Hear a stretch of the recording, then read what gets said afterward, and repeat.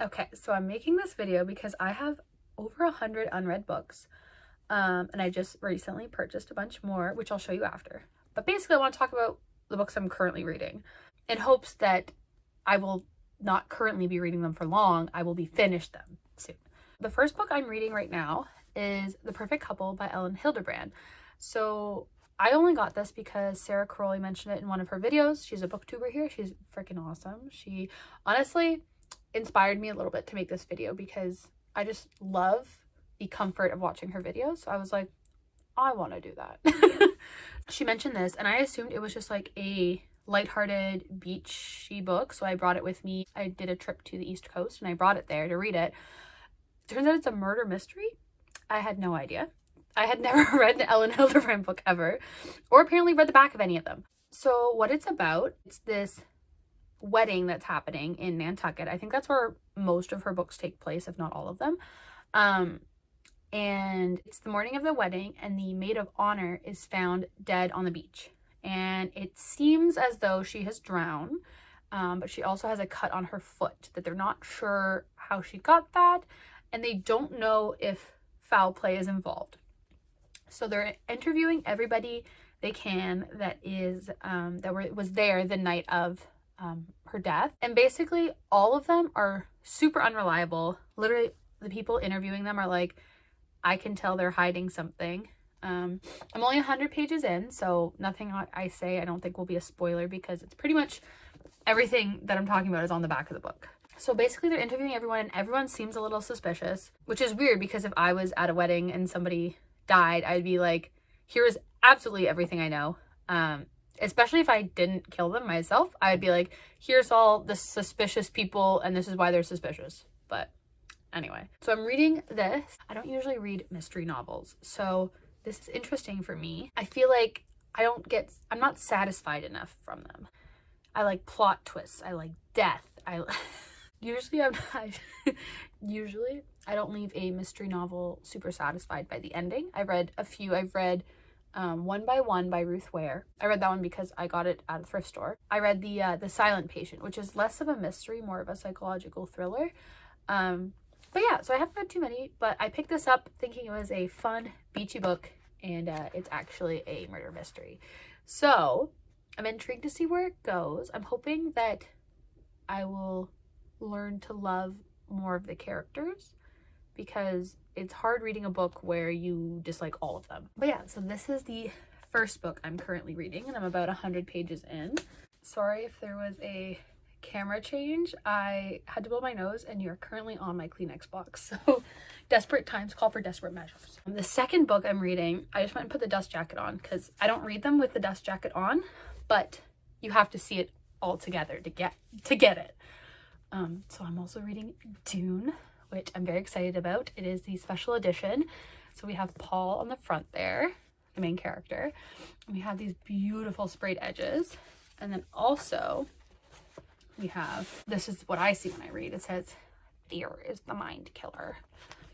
And we have him in the tunnels, as well as the worm. I forget the name. That's bad. And then we have more artwork on the inside of the dust jacket. It is a sci-fi fantasy and it's all about Paul, who is the heir to basically his family's throne. His family has been tasked with taking care of this planet that is just covered in sand. And why they want the sand is because they harvest this ingredient from it that they use to power spacecraft. And so in this sci-fi fantasy, obviously people want to power their spacecrafts. And so it is highly sought after. They are sent to this planet to essentially fail because the government has taken away this planet from a different house, from a different family, and given it to them, knowing full well that this other family they took it away from wants it. So that is essentially what's going on. So that's what I know so far about the book. I understand a lot more reading the book than I did watching the movie. And I've watched the movie quite a few times. But I don't know if I'm actually going to finish this book. I might just read up until the first movie ends and then experience the next half of the Dune book when the second movie comes out, but I have not decided yet. So I at least want to read up until the halfway point when the first movie ends. I'm also reading Untamed by Glennon Doyle. I've been reading this book for a while. It has a lot of anecdotal stories from Glennon Doyle. I have no idea what just happened in between 2 seconds ago and now, but my book is wet. I don't know how this happened. This literally just happened because I just showed it to you and it was dry. Anyway, so nonfiction, anecdotal stories Glennon Doyle is telling about how she is untaming herself from learning so they're anecdotal stories of Glennon Doyle untaming herself and unlearning all that society has told her she needs to know and she needs to do. I don't have the dust jacket because this is actually my mom's book that I've now got soaking wet somehow.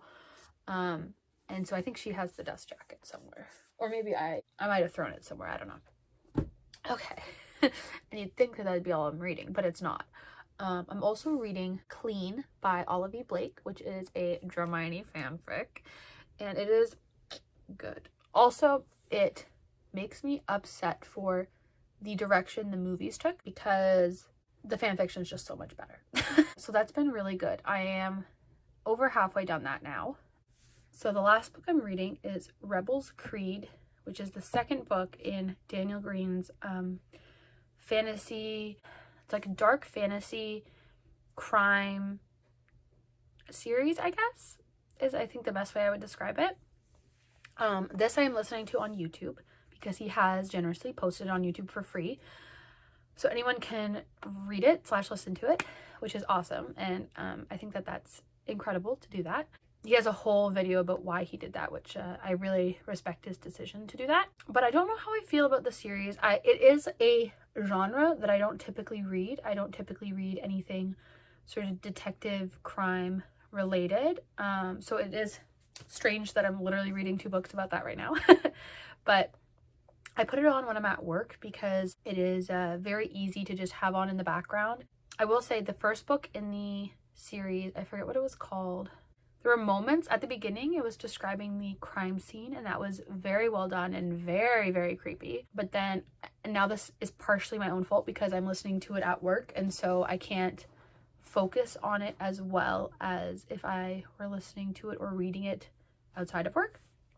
But I didn't fully understand all of the scenes in terms of like what was going on and where they were in the setting and stuff.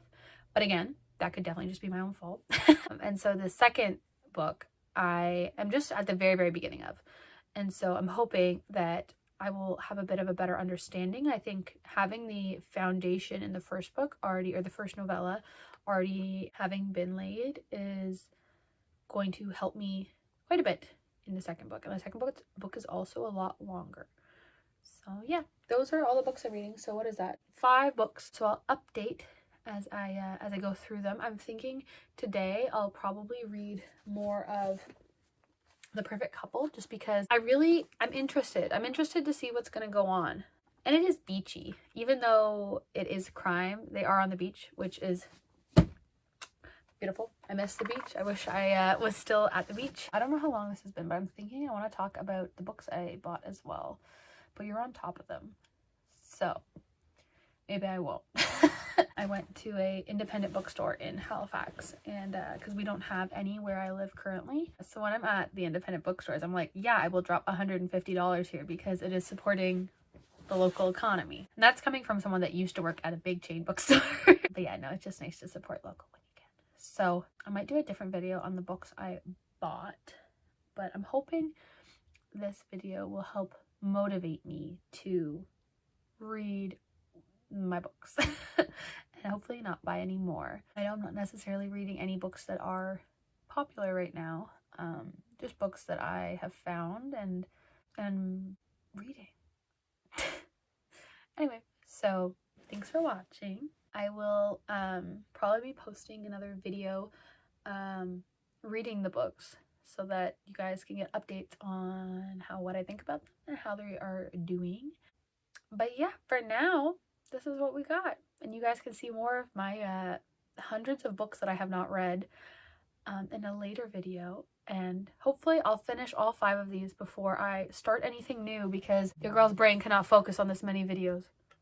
I mean, this many books. Alrighty, bye-bye.